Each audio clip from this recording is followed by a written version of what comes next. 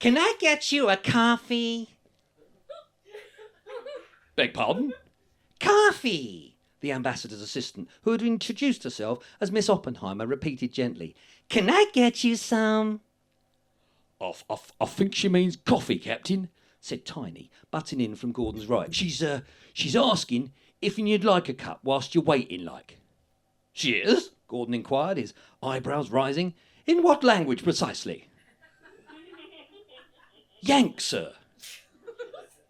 Oh. Terribly sorry, my dear, he mugged. Forgot how difficult you Yanks find the lingo. No, thank you. Pot of oolong wouldn't go amiss though, eh, what? Royal flush, what? That all right with you, Tiny? Top notch, boss. Oolong? The ambassador's assistant drawled, the word obviously unfamiliar to her. No. It's pronounced oolong, Gordon reiterated helpfully. And that'll be Brit for tea? She asked. Hey, what's that? Asked Gordon, cupping his ear with his hand. Oh, Tiny, you're so much better at this than I. Would you mind awfully translating for me? It'll be a pleasure, boss, said the Sherpa.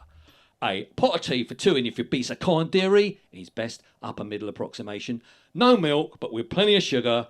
Oh, and biscuits. He does love a biscuit. Tea, the young woman clipped dryly, restating their order. Hold the moo juice and cookies.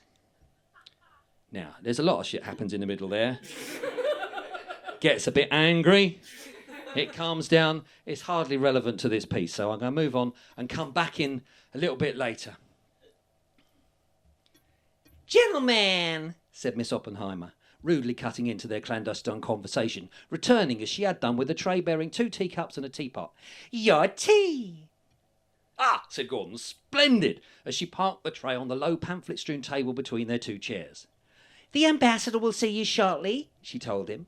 My apologies, though, we're fresh out of cookies. Glad to hear that, said Gordon, revelling in his role. The first part of that statement, that is, I haven't got all day, what? Didn't quite catch a subclause, though.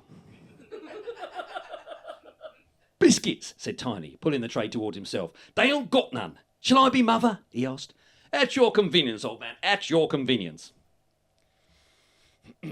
Begads, man, he suddenly spat, having taken his first sip of American tea. What the deuce is that?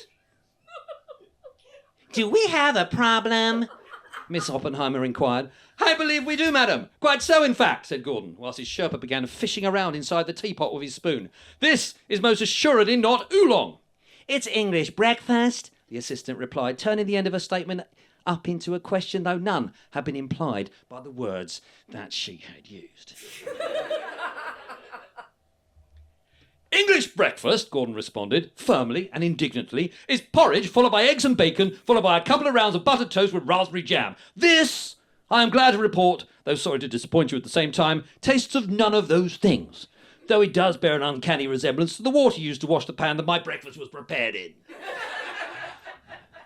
Captain, said Tiny, indicating his catch, which he held by its tail at arm's length from his body, where it dripped hot brown liquid onto the marble floor below. Well, that would explain it, exclaimed Gordon, glaring at the assistant. It would appear, Miss Oppenheimer, that we have a boiled mouse in our tea. That's not a mouse, she replied in pique, as if the insult had been on her rather than the pair of them. It's a tea bag. A tea bag? Gordon required. What the devil are you talking about, girl? It's quite clearly a drowned rodent. You ordered tea, she said, reaching out and retrieving the article that, on closer scrutiny, Gordon could now clearly see was in fact some kind of stained cotton bag affair tied together with string.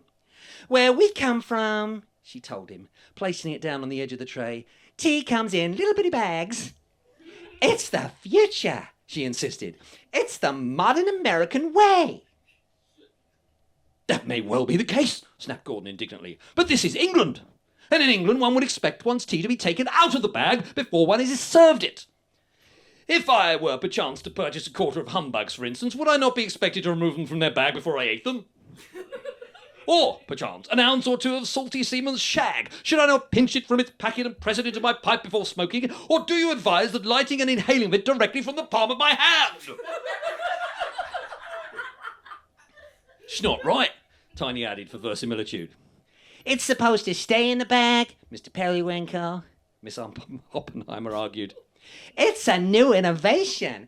It saves time. Jesus. In the future, everybody will drink their tea this way. Then it is a future, Miss Oppenheimer, Gordon told her, rising from his seat to his fullest height, that I, for one, wish no part in. Thank you.